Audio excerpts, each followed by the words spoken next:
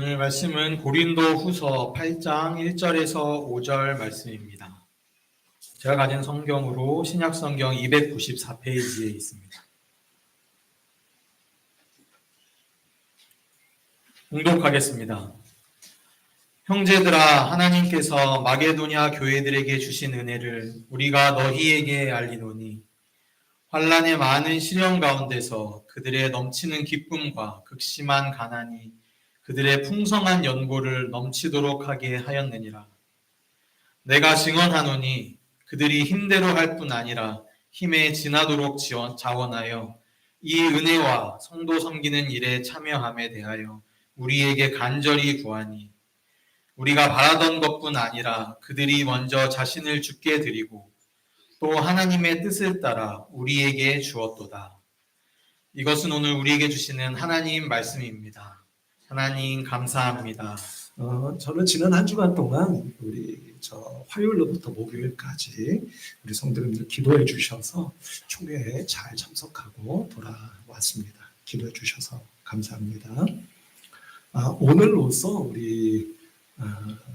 제가 우리 교회에서 목회하는 동안 처음으로 말씀드린다 했던 헌금에 대한 설교, 좀 거창하게 말씀드리면 헌금 설교 3부작 를 이제 오늘로서 이제 마무리하도록 하겠습니다.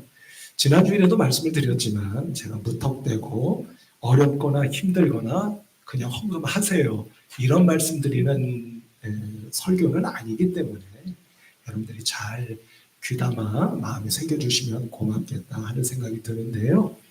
행여라도 이 헌금에 관련된 설교로 인하여 시험 드는 분이 없기를 제가 바랍니다. 잠깐만 돌이켜볼까요? 우리가 헌금에 관련된 설교 첫 번째 우리 창세기 14장이었던 것으로 기억합니다.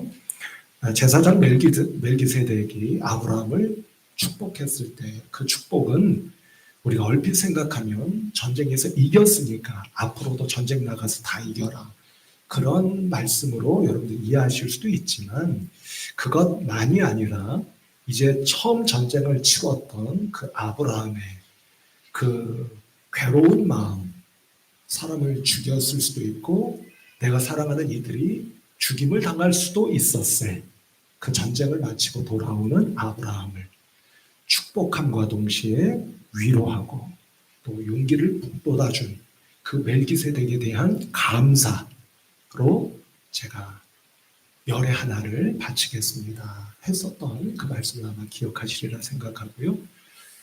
지난주에 나눴었던 창세기 28장 말씀에서는 여러분 그 믿음이라는 것은 무엇을 붙잡는 거라고 말씀드렸는지 혹시 기억하십니까? 아니 아무도 기억 안 하시나요? 네, 약속을 붙잡는 겁니다 라고 말씀을 드렸죠. 그래서 하나님께서 야곱에게 그 허허벌판 광야에 홀로 있는 야곱에게 내가 너와 너의 후손에게 반드시 복을 주겠다 하셨던 그 약속. 여러분 생각해 보셔요. 지금 의지할 데가 아무것도 없지 않겠습니까? 그죠?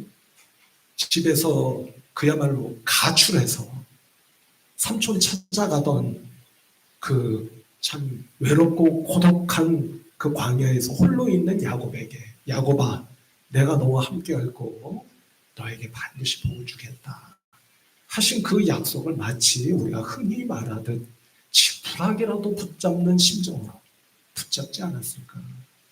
그리고 그 약속을 붙잡는 그 믿음으로 우리가 하나님께 먼저 우리의 것을 드릴 때 하나님께서 반드시 우리에게 복을 내려주시고 몇 갑절로 채워주시는 그 은혜를 우리 성도님들 다 맛보시기를 바란다. 이제 그 말씀을 드렸던 거죠.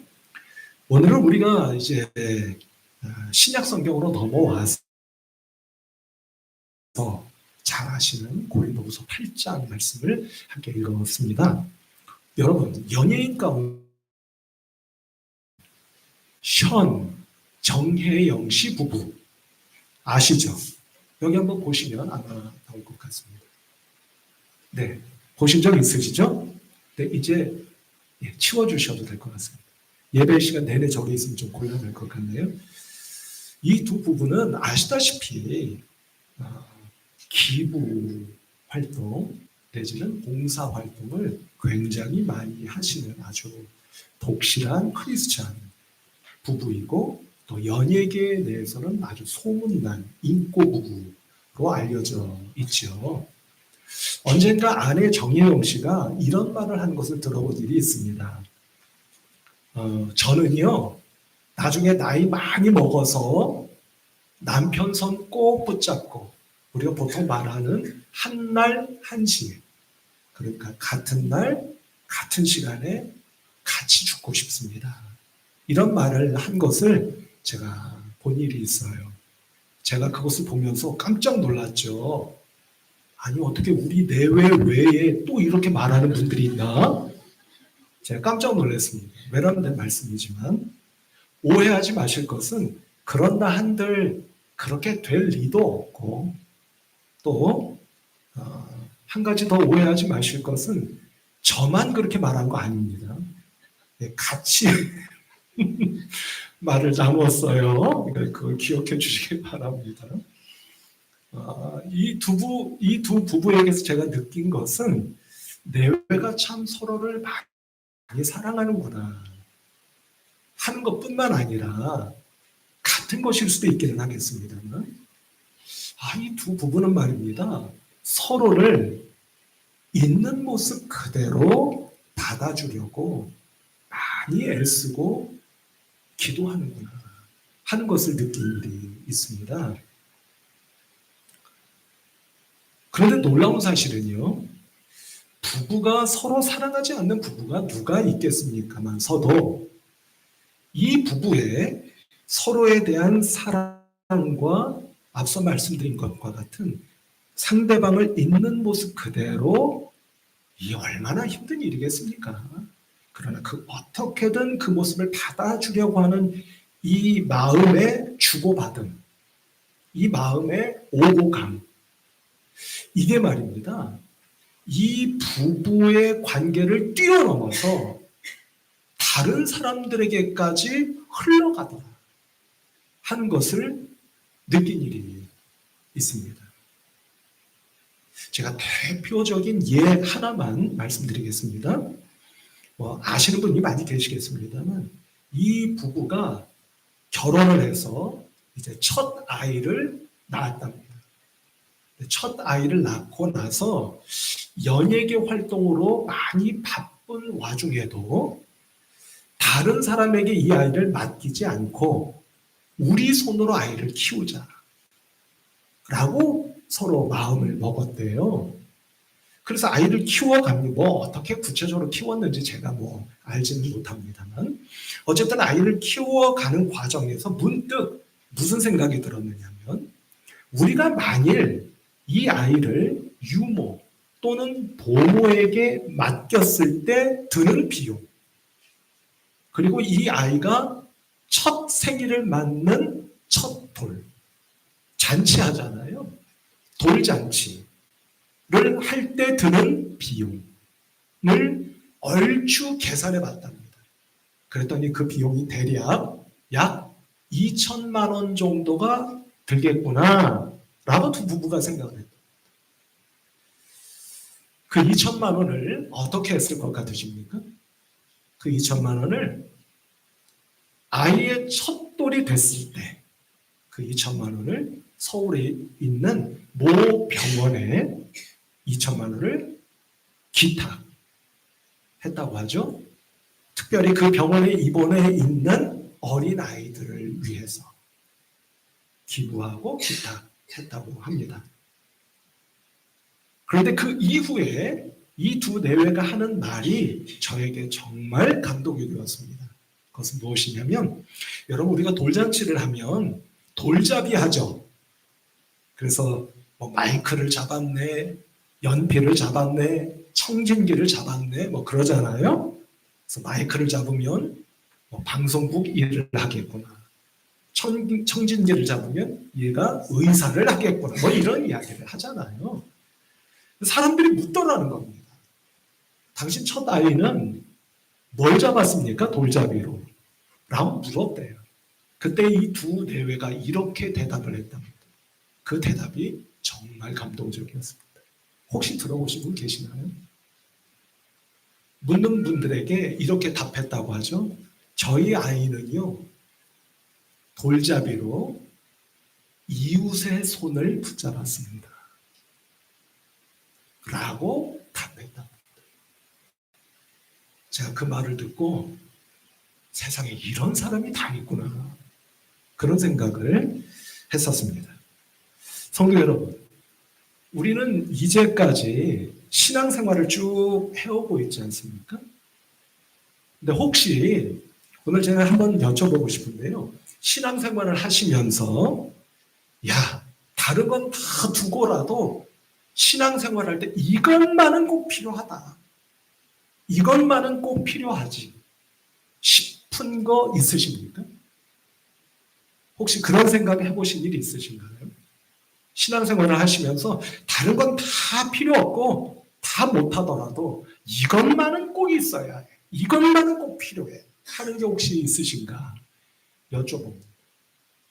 제가 지난 한 주간 틈틈이 저 자신에게 물었습니다. 신앙생활을 하면서 가장 필요한 것. 이것만은 꼭 있어야 돼. 하는 게 뭘까? 자문했고 자답해 봤습니다. 그건 바로 은혜 받는 겁니다. 어떻게 동의하십니까?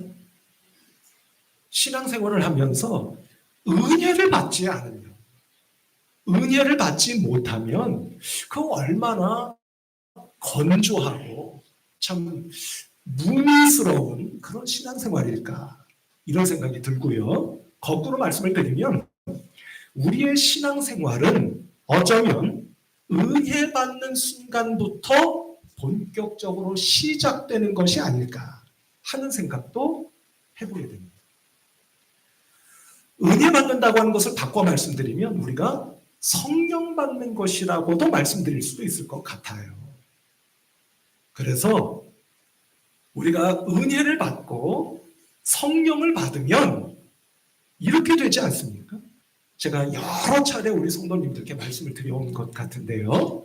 우리가 은혜 받고 성령 받으면요, 이제까지 듣지 못하던 것을 듣게 됩니다. 보지 못했던 것을 보게 돼요. 생각하지 못했던 것 생각하게 되고요. 마음 먹지 못했던 것 마음 먹게 됩니다. 그래서 결과적으로 이제까지 행하지 못했던 것을 행하게 돼요. 그러니까 여러분, 은혜 받는 것이 이게 필요합니까? 필요하지 않습니다. 이거는 필요하다 못해 반드시 필요합니다. 그래서 제가 가끔 성령 받는 것은 선택 사항이 아니라 무슨 사항이라고 여러분께 말씀드려 왔죠? 필수 사항. 우리 신앙인들에게는 말입니다. 그렇게 말씀드려 왔죠. 그런 의미에서 우리 성도 여러분 꼭 은혜 받으시는 여러분들 되시기를 축복합니다. 꼭 성령 받으시는 여러분들 되시기를 축복합니다. 자, 오늘 이런 눈으로 오늘 본문 말씀을 우리가 보시면 본문 말씀은 잘 아시다시피 어떤 내용의 말씀이죠? 사도 바울이 고린도 교회에 편지를 썼는데 그 편지 내용 가운데 일부분 아닙니까? 근데 일부분이 이게 어떤 내용이에요? 이게 이런 내용인 겁니다. 지금 말입니다. 여러분 아시는 분도 많이 계시겠습니다만 지금 모 교회라고 할 수 있는 예루살렘 교회가 어려움에 처했어요. 그 지역에 임한 극심한 가뭄으로 인해서 경제적으로 너무나 어려움에 처해 있어요. 그래서 사도 바울이 고린도 교회 성도들에게 뭘 하자는 겁니까? 예루살렘 교회를 위해서 연보 아시죠? 연보가 요즘 우리가 쓰는 말로 하면 뭐가 되겠어요? 헌금인 겁니다. 그 헌금을 좀 하십시다 라고 격려하는 그런 말씀인 거예요. 이 말씀을 하면서 여러분 우리가 보통 이런 걸 가리켜 뭐 미담이라고 할까요? 아, 어느 분들이 이렇게 하더군요 하면서 그 예를 소개하고 있는 거예요. 격려 차원에서 말이죠. 그 예가 어느 교회의 예가 되는 겁니까? 마게도냐 교회 예가 되는 거예요. 마게도냐. 그러니까 정리해서 말씀을 드리면 사도 바울이 지금 고린도 교회 성도님들에게 마게도냐 교회 성도님들이 말입니다.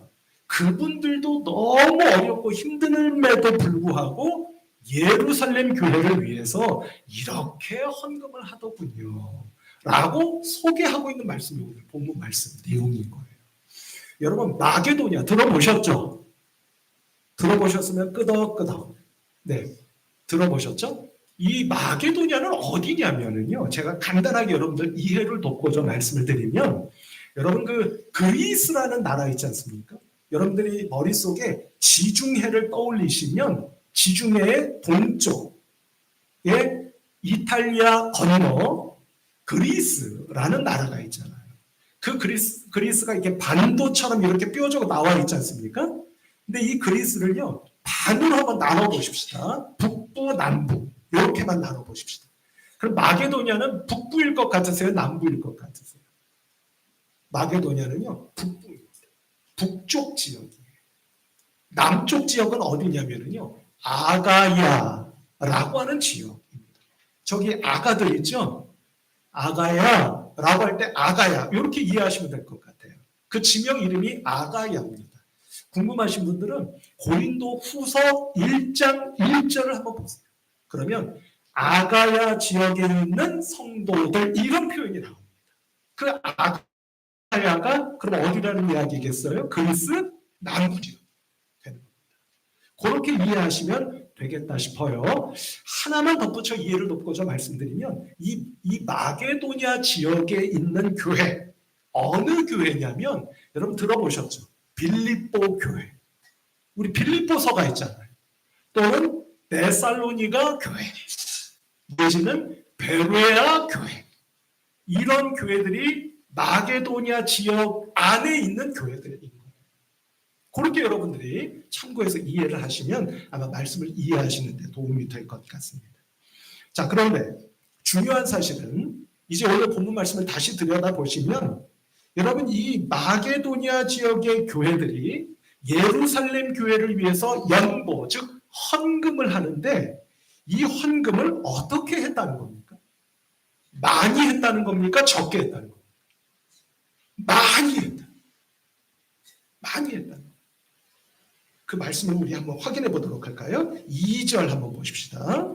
제가 읽어보겠습니다. 환난의 많은 시련 가운데에서 그들의 넘치는 기쁨과 극심한 가난이 그들의 풍성한 연보를 넘치도록 하게 하였느니라. 아멘. 이렇게 되어 있습니다. 그러니까 연보를 했는데 어떻게 했다고요? 풍성하게 했다. 그러니까 많이 했다. 이렇게 알 수가 있죠. 또 3절 보실까요? 내가 증언하노니 그들은 누구겠습니까? 마게도냐 지역에 있는 교회 성도들이죠. 그들이 힘대로 할 뿐 아니라 힘에 지나도록 자원하여. 아멘. 이렇게 되어 있습니다. 그러니까 힘대로 한 것도 아니고 어떻게 해요? 힘에 지나도록. 바꿔 말하면 힘에 넘치도록 연보 즉 헌금을 바쳤다. 그것도 어떻게? 자원하여. 이렇게 말씀하고 있는 것을 보게 되는 거죠. 그러니까 어찌됐든 헌금을 많이 하셨구나 하는 것을 우리가 이제 알 수가 있는 겁니다. 자, 그런데 여러분, 이게 어떻게 해서 가능했을까? 이게 궁금한 거잖아요. 마게도냐 교회도요, 여러분 어려운 교회입니다. 왜냐하면 여러분 이렇게 이해하시면 될 것 같아요. 마게도냐 지역은요, 원래 비옥한 땅입니다. 그럼 여러분 곡물이 많이 자라겠죠. 그러면 여러분 이게 풍부해야지 왜 가난합니까? 이유는 다른 데 있는 것이 아니라 그 당시 이 지역까지도 누가 다스렸겠어요? 누가 통치했겠습니까? 로마가 통치하고. 그럼 여러분 생각해 보세요. 옛날에 말입니다. 우리 일제시대 때 여러분 우리나라 그 남부 지방을 보면 호남 지역이 있고 영남 지역이 있잖아요. 그럼 여러분 어느 지역이 더 곡물이 잘 자랍니까? 어느 지역이에요? 그래 아무래도 호남 지역이 더 많이 곡물이 잘 자라지 않았습니까? 그쪽이 평야지대고 하니까. 그럼 여러분 일제가 말입니다. 어디를 더 수탈했겠어요? 호남 지역을 수탈하는 겁니다. 왜? 먹을 게 있으니까. 그러니까 그 이치로 보시면 되겠다 하는 거예요. 그러니까 마게도니아 지역이 비옥한 땅이었음에도 불구하고 너무나 로마 제국이 이것을 뭡니까 수탈해 가니까 마게도니아 지역도 가난해진 거예요. 근데 이렇게 가난함에도 불구하고 예루살렘 교회를 돕고자 헌금을 많이 했다. 풍성하게 또는 힘에 지나도록 이렇게 했다. 이제 그 말씀인 것을 우리가 이해할 수가 있는 건데 다시 이제 본론으로 돌아오면 그럼 어떻게 해서 이 마게도니아 지역 교회 성도들이 이렇게 헌금을 하실 수가 있었을까? 이게 궁금한 거잖아요. 그 비밀이 저는 1절에 숨겨져 있다라고 말씀드리고 싶습니다. 자, 이제 그 눈으로 1절 한번 보실까요? 이 말씀을 같이 한번 읽어보십시다. 시작. 형제들아, 하나님께서 마게도니아 교회들에게 주신 은혜를 우리가 너희에게 알리노니. 아멘. 그럼 제가 질문을 뭘 드렸죠? 그들도 가난하고 먹고 살기 힘듦에도 불구하고 어떻게 다른 교회를 위해서 그렇게 헌금을 많이 풍성하게 할 수 있었을까? 그 질문 아닙니까? 그 질문에 대한 답이 1절에 숨겨져 있는 것 같다라고 말씀드렸습니다. 그러면 여러분, 그 이유는 무엇이라는 걸까요? 그렇습니다. 말씀을 보면 마게도니아 교회들에게 주신 뭐를? 은혜. 찢어지게 가난하게 살고 있는 그들임에도 불구하고 그들의 마음을 움직일 수 있었던 딱 한 가지의 이유는 하나님께서 그들에게 부어주신 은혜. 그 은혜의 비밀이 숨겨져 있구나 하는 것을 확인해 볼 수 있다. 이렇게 말씀드릴 수가 있겠다 하는 겁니다. 그래서 성도 여러분, 앞서 축복하며 말씀을 드렸습니다.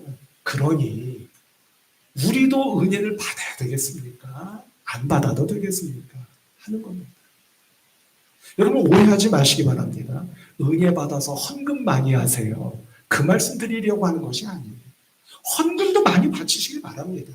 그러나 거기에 초점이 있는 것이 아니라 우리가 은혜를 받을 때 우리의 마음이 행복한 마음이에요. 내 형편이 어떻든 저떻든을 뛰어넘어서 말입니다.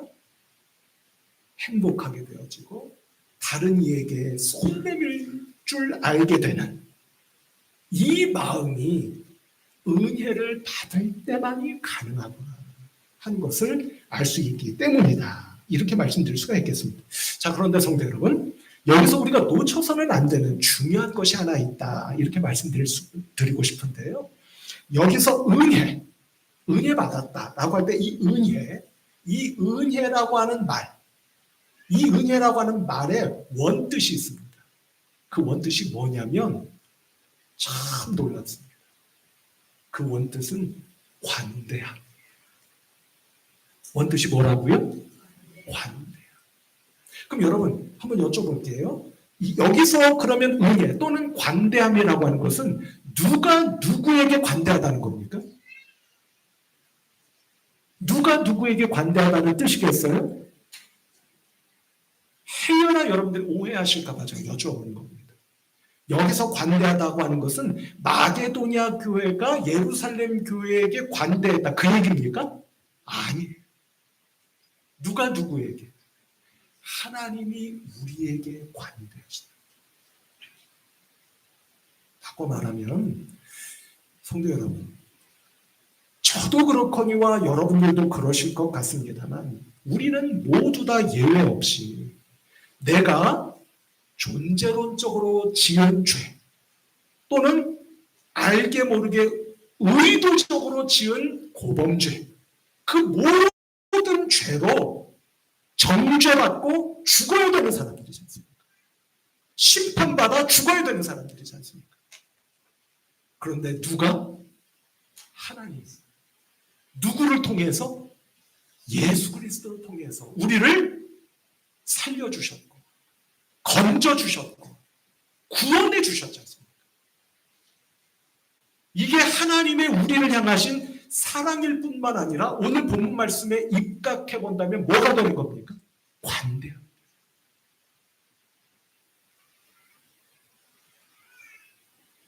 제가 이 관대함을요 이렇게 풀어서 여러분들과 함께 나눠보며 은혜 받고 싶습니다. 그건 뭐냐면 여러분 관대함이라는 게 뭐죠? 상대방을요 있는 모습 그대로 받아줘. 아휴 그게 말이 쉽지 어디 쉽겠습니까? 물론 어렵습니다. 그러나 할 수 있는 대로 상대방을 있는 모습 그대로 받아주는 것. 그게 관대함 아닙니까? 여러분 여기에 아주 중요한 사실이 한 가지 있는데요. 한번 잘 들어보시길 바랍니다. 내가요 상대방을 있는 모습 그대로 받아주려고 애쓰고 기도하고 몸부림쳐요. 그러면 상대방이 어떻게 되는지 아십니까? 상대방이 살아납니다. 근데 더 놀라운 사실은 상대방만 살아나나요? 아니요.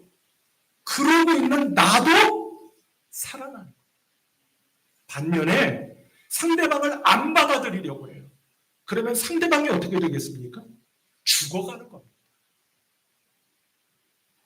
그뿐만 아니라 상대방을 받아주지 않는 나도 죽어가게 돼요. 대표적인 성경적 이해가 씨 뿌리는 비유 아닙니까?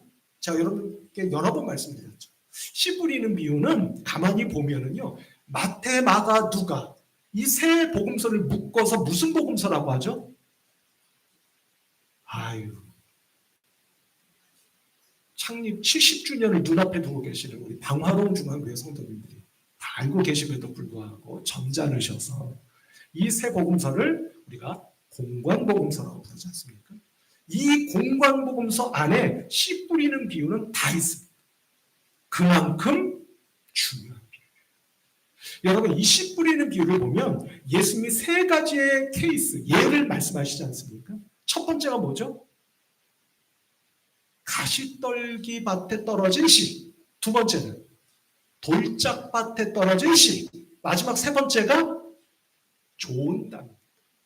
근데 여러분 보세요. 좋은 땅은 씨가 떨어져서 자라 열매 맺잖아요. 그럼 여러분 좋은 땅이라는 그 땅은 어떤 땅인 겁니까? 떨어진 씨를 받아준 거예요. 받아줘서 품어 안아준 거예요. 그러니까 씨가 어떻게 되는 거예요? 죽지 않고 사는 거예요. 살아서 땅속 깊이 뿌리를 내리고 발아 해서 자라 열매를 맺게 되는 거예요. 앞에 있는 가시떨기밭, 돌짝밭, 떨어진 씨를 받아줄 수 있습니까? 없습니까? 받아줄 수 없습니다. 품어 안을 수 없는 겁니다. 그래서 씨가 죽는 거예요. 그래서 제가 우리 성도 여러분께 이 시간에 축복하기를 원하는 것은 물론 말처럼 쉽지는 않습니다만 우리 성도 여러분들이 댁에 가셔서 배우자가 있지 않겠습니까? 물론 그렇지 않은 경우도 있겠습니다만 배우자가 있는 경우 여러분 그 배우자를 어떻게 하셔야 된다는 얘기가 되겠어요? 말처럼 쉽지 않습니다. 그리고 잘못한 건 잘못했다고 해야 하고 고쳐야 될 건 고치는 것도 있어야 되죠. 물론 그렇습니다. 그러나 할 수 있는 대로 어떻게? 있는 모습 그대로 별로 말하고 싶지 않아요. 있는 모습 그대로 받아주실 때 그 배우자가 살아나는 거예요. 배우자뿐만 아니라 그 배우자의 배우자인 나도 살아나는 거예요. 여러분, 부모 자녀도 관계도 마찬가지 아닙니까? 부모와 자녀들의 관계가 원만하지 못한 경우가 많이 있지 않겠습니까? 그게 되게 왜 그럴까요? 부모인 우리가 자녀들을 어떻게 합니까? 시키는 대로 해. 버르장머리 없는 녀석 하며 일방적으로 가르치려고만 하지 않습니까? 근데 그 자녀를 물론 이 또한 어렵고 힘든 일이겠습니다만 할 수 있는 대로 있는 모습 그대로 받아주려고 할 때 그 마음을 자녀가 그 부모의 마음을 자녀가 모르겠습니까? 아닙니다. 그때 자녀가 어떻게 되는 거겠어요? 그러지 않으면 자녀들도 죽어갈 수밖에 없는 것이 아니겠느냐 하는 것이죠. 우리 성도 여러분, 복된 가정을 이루어 가시는 여러분들 되기 원치 않으십니까? 지금보다 더 나은 가정을 일구어 가기를 원치 않으십니까? 저도 그렇습니다.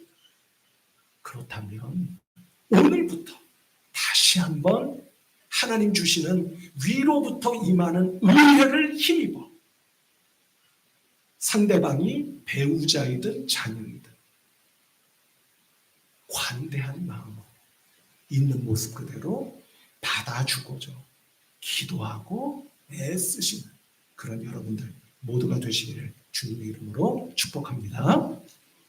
여기서 한 걸음 더 나가면 성도 여러분, 이처럼 하나님께서 나에게 은혜를 베푸시고 그 은혜란 나를 있는 모습 그대로 받아주시고 안아주신 거라고 했습니다. 그때 우리가 경험하게 되는 게 뭘까요? 나를 받아주셔요. 나같이 모나고 흉투성이이고 멍투성이인 사람을 하나님께서 있는 모습 그대로 받아주시고 안아주셨어요. 그걸 내가 믿어요. 알아요. 그때 내가 경험하게 되는 게 뭐죠? 그게 기쁨이에요. 여러분, 아주 비근한 예로 여러분들이 어느 자리에 가셨어요. 근데 사람들이 모여 있는데 이럴 때 있으시잖아요. 내가 저기 끼어야 되나 말아야 되나 어떻게 해야 하지? 순간 고민될 때 있으시죠. 그때 누군가가 말입니다. 뭐해? 이리 와, 이리 와. 여러분, 그때 어떠세요? 그때 어떠세요? 너무나 고맙고 기쁘지 않습니까? 바로 그 마음인 거예요. 하나님께서 나를 뭐 하고 있어? 얼른 와, 얼른 와. 내 품으로 얼른 와, 얼른 와. 그래 주신 거라고요. 그럼 우리 마음이 기쁘지 않을래야 않을 수가 없지 않겠느냐 하는 건데요. 그래서 이 눈으로 2절 말씀을 다시 한번 볼까요? 환난의 많은 시련 가운데서 그들의 넘치는 기쁨. 기쁜 겁니다. 지금 마게도니아 지역에 있는 성도들 마음이. 그래서 여러분, 그 눈으로 2절 말씀을 제가 이렇게 한번 읽어볼게요. 성경 말씀을 왜 그렇게 바꿔 읽습니까? 여러분, 그러지 마시고 그 의미를 살려서 읽는 거니까 양해하시고 들으시기 바랍니다. 환난의 많은 시련 가운데서 그들의 넘치는 기쁨으로 극심한 가난에도 불구하고 그들이 풍성한 연보를 넘치도록 하였더라. 이해되시죠? 바로 그 뜻이 되는 겁니다. 성도 여러분, 마음이 기뻐지면은요, 이거는 아무도 못 막습니다. 그렇지 않아요? 내 마음이 기뻐지면은요, 누구도 나를 못 막는다고. 그래서 어떤 현상이 빚어집니까? 제가 가끔 농담 삼아 이렇게 말씀드리는 거 이해하시고 들으시기 바랍니다. 집구석에 들어가도 어디예요? 집구석에 들어가면 바뀐 게 하나도 없어요. 그런데도 마음이 어떤 겁니까? 내 주변의 상황과 형편이 아무것도 달라진 게 없어요. 그런데도 못 막는다니까. 이제 앞에서 말씀드렸던 것과 이제 말씀드린 것을 여기서 한번 연결 지어 보겠습니다. 앞서 부부 말씀드렸죠. 그 남편과 아내 사이에 오고 가는 그 사랑과 있는 모습 그대로 받아주려고 하는 기도와 그 애씀이 부부 관계를 뛰어넘어 다른 이들에게까지도 흘러가더라. 말씀드리지 않았습니까? 마찬가지라는 말씀. 하나님께서 나에게 부어주신 은혜. 그 은혜로 인한 기쁨. 이것이 충만할 때 이 기쁨이, 이 사랑이 내 안에만 머무는 게 아니라 어디로요? 다른 사람들에게 흘러가게 되어지는 역사.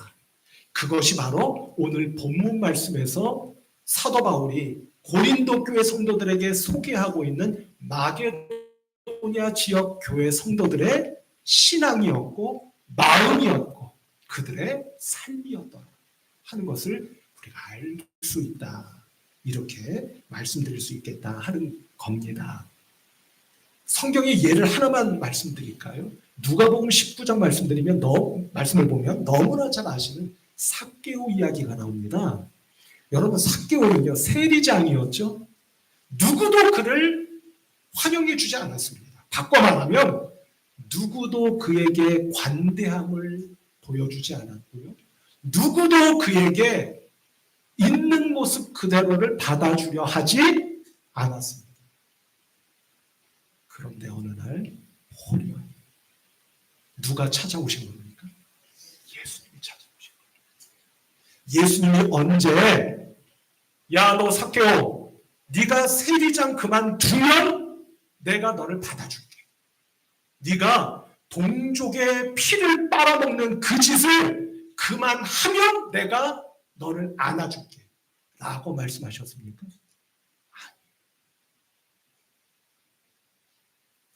그저 그의 이름을 불러주셨습니다. 삭개오야, 삭개오. 내가 오늘 너희 집에 놀러 가면 안 되겠니? 라고 부르신 거예요. 내가 너희 집에 유하면 안 되겠니? 라는 말씀이 그 말씀 아닙니까? 내가 오늘 너희 집에 좀 놀러 가면 안 될까? 이 말씀 아니에요.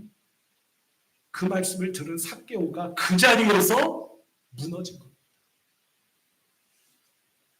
아무도 나를 환대해 주지 않고 아무도 나를 받아주려고 하지 않는 그 상처투성이의 마음을 가지고 있는 삭개오에게 삭개오야, 내가 오늘 너희 집에 놀러 가면 안 될까? 무슨 뜻입니까? 나는 너를 있는 모습 그대로 받아주고 싶다. 그 뜻 아니겠느냐 하는 겁니다. 그때 삭개오가 무너졌다고 말씀드렸죠. 그래서 그거 어떻게 하는 겁니까? 주님, 제가 제 재산의 반을 가난한 이웃들에게 나눠주겠습니다. 제가 혹여 토색한 일이 있다면, 토색이 뭐예요? 윽박질러서 빼앗은 게 있다면 몇 배로? 4배로 갚아주겠습니다. 예수님이 그러라고 하신 일이 없습니다. 그런데 나를 있는 모습 그대로 받아주신 주님의 그 은혜를 깨닫는 순간 그의 마음속에 무엇이 차오르는 겁니까? 지금 이제까지 말씀드렸죠. 무엇이요? 알 수 없는 기쁨이 터져 나오는 겁니다. 그 결과가 삭개오의 변화된 삶의 모습이 아니겠느냐 하는 겁니다. 시간이 조금 지났습니다만 양해를 하고 마지막으로 한 가지를 덧붙여 말씀드리려고 합니다. 오늘 이 말씀 가운데 우리가 놓쳐서는 안 되는 말씀이 꼭 한 가지 있다 하는 건데요. 이 모든 일이 가능케 된 근본적인 이유입니다. 그 이유를 우리가 마지막 절, 오늘 본문 말씀의 마지막 절입니다. 5절에서 발견하게 된다 하는 건데요. 5절 말씀을 같이 한번 읽어보실까요? 시작. 우리가 바라던 것뿐 아니라 그들이 먼저 자신을 주께 드리고 또 하나님의 뜻을 따라 우리에게 주었도다. 아멘. 이렇게 말씀합니다. 아주 근본적인 것이죠. 이 모든 일들이 가능케 되어진 근본적인 원인, 그것은 다른 것이 아니라 은혜를 힘입어 기쁨을 느끼게 된 이 마게도냐 교회 성도들이 헌금을 먼저 드린 것이 아니라 사도 바울이 보기에는 무엇을 먼저 하나님께 드린 것 같다는 겁니까? 자기 자신을 먼저 하나님께 드린 것이 아니겠느냐, 이 말씀인 거예요. 우리 성도 여러분, 제가 지난 주 중에 총회를 다녀왔지 않습니까? 총회를 가서 회의도 참석하고 목사님들과 식사도 하고 차도 나누고 또 이런저런 대화도 나누면서 문득 제 머릿속에서 떠나지 않았던 것이 바로 이겁니다. 대체 마게도냐 교회 성도들이 자기를 먼저 하나님께 드렸다고 하는 게 무슨 말씀일까? 무슨 뜻일까? 무슨 의미일까? 하는 것이었습니다. 이것이 정답이라고 말씀드릴 수는 없겠지만 제가 지난 한 주간 동안 하나님께 기도하고 묵상하며 깨달은 것을 여러분과 나누고 싶습니다. 그건 바로 이겁니다. 나를 하나님께 드린다고 하는 것은 다른 게 아닙니다. 이런 것 같습니다. 하나님, 이제는 말입니다. 제가 당신께 기쁨을 드리고 싶습니다. 입니다. 은혜가 내려 나를 받아주신 것을 깨달았기에 마음속에서 기쁨이 솟구쳐 오르지 않았습니까? 누가 주신 기쁨입니까? 하나님이 주신 기쁨. 하나님이 나에게 기쁨을 주셨습니다. 여기서 한 걸음 더 나아가 그것으로 그치는 것이 아니고 그 자리에 머물러 있는 것이 아니라 하나님, 이제는 제가 당신께 뭐를요? 당신이 기뻐하실 일을 하고 싶습니다. 하는 게 아니겠는가 하는 겁니다. 성도 여러분, 오늘 꼭 이것을 한번 생각해 주십사 싶어요. 그게 뭐냐면 지금 말입니다. 여러분들이 솔직하게 진심으로 믿음으로 하나님께 여쭤보는 겁니다. 하나님, 제가 어떻게 하면 또는 무엇을 하면 지금 하나님 당신께서 저를 보시며 기뻐하시겠습니까? 하는 겁니다. 댁에 가셔서 말입니다. 이제껏 나는 죽었다 깨어도 그런 말은 못해. 눈에 흙이 들어가도 나는 그런 거 못해. 이런 거 있지 않으세요? 그거를 하시면 하나님이 기뻐하실 줄로 믿습니다. 내가 죽어도 그 인간에게는 손 못 내밀어. 하시는 분 있지 않으십니까? 정말 부끄럽게도 저에게도 그런 사람이 있습니다. 어지간하면 그분에게 손 내밀고 싶지 않습니다. 그분에게 오늘 이 말씀과 예배가 은혜가 되셔서 그분에게 손 내미는 그 순간 하나님이 기뻐하실 줄로 믿고요. 우리는 비록 그것조차 보잘것없는 것인지는 몰라도 나 자신을 하나님께 드리는 일이 될 줄로 믿습니다. 이제 마지막으로 결론상아 이 말씀을 드리고자 합니다. 결국 뭡니까? 헌금을 많이 하든 안 하든 어떻든 저떻든 결론은 하나님과 나의 영적인 관계의 문제입니다. 어느 목사님이 대화 도중 저에게 들려주신 이야기 하나를 말씀드리며 설교를 마치겠습니다. 마침 추석 명절이 목전이죠. 우리 성도 여러분, 옛날에 자녀들이 어렸을 때 말입니다. 명절에 부모님을 찾아뵙니다. 부모님께 없는 돈이지만 돈을 좀 모아서 용돈을 드립니다. 그럼 부모님이 기뻐하시죠? 기뻐하셔서 어떻게 하시던가요? 낼름 주머니에 집어넣으시고 안 꺼내십니까? 아니, 그러셨나 보군요. 어떻게 하시나요?